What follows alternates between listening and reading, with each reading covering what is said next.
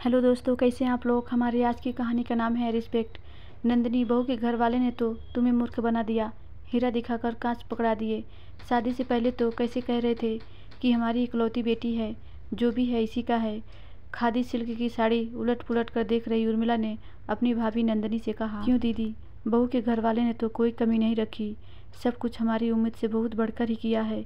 उर्मिला की भाभी ने विनम्रता से कहा, कहाँ बढ़िया किया है, देखो मुझे कैसी फीकी सी साड़ी दी है, एक ही तो बुआ सास हूँ, कुछ ढंग की सी साड़ी दे देती। उर्मिला ने हमेशा की तरह नाक भौं सिकोड़ कर कहा। नंदिनी की नंद उर्मिला अपने दोनों भाइयों से बड़ी थी, लेकिन कहीं से भी उसमें बड़प्पन नहीं था।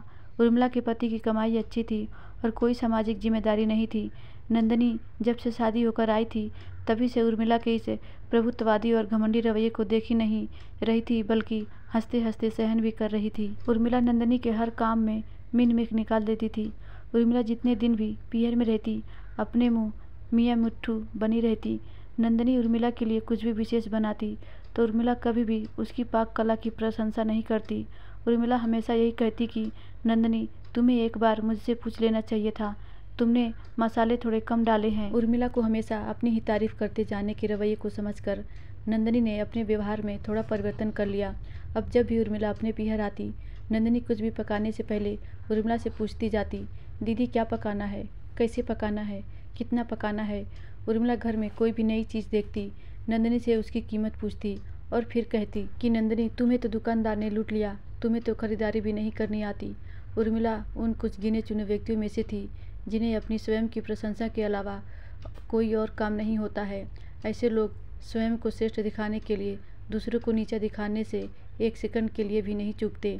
नंदिनी ने तो अपने सहनशील स्वभाव के साथ उर्मिला को जैसे तैसे निभा लिया था और निभा भी रही थी, लेकिन नंदिनी की देवरानी यानी कि उर्मिला की छोटी भाभी उसे प्रत्युत्तर देने में जरा भी देर नहीं करती थी। उर्मिला जब कभी नंदिनी के सामने छोटी भाभी की बुराई करती तो नंदिनी मन ही मन मुस्कुराती कि चलो, शेर को सवा शेर तो मिला। आज फिर उर्मिला अपनी आदत के अनुसार एक के बाद एक अपनी भतीजा बहू के घर से आए उपहारों में मीन मेख निकालने लगी। अरे बुआ, यह खादी सिल्क की साड़ी है, भाभी के घर वाले ने सोचा होगा कि आप भी हैंडलूम को पसंद करती होंगी। अब वे बेचारे भूल गए कि हैंडलूम पहनना हर किसी के बस का नहीं होता। हीरे की असली परख जौहरी को ही होती है। अपनी बुआ की आदत से वाकिफ नंदिनी की बेटी शिवानी ने कहा, तू ज़्यादा मत बोल शिवानी, अब यह घर मेरे जैसे तेरा भी पीहर ही है। अपनी भाभी की अभी से इतनी तरफदारी करेगी तो भविष्य में पछताएगी।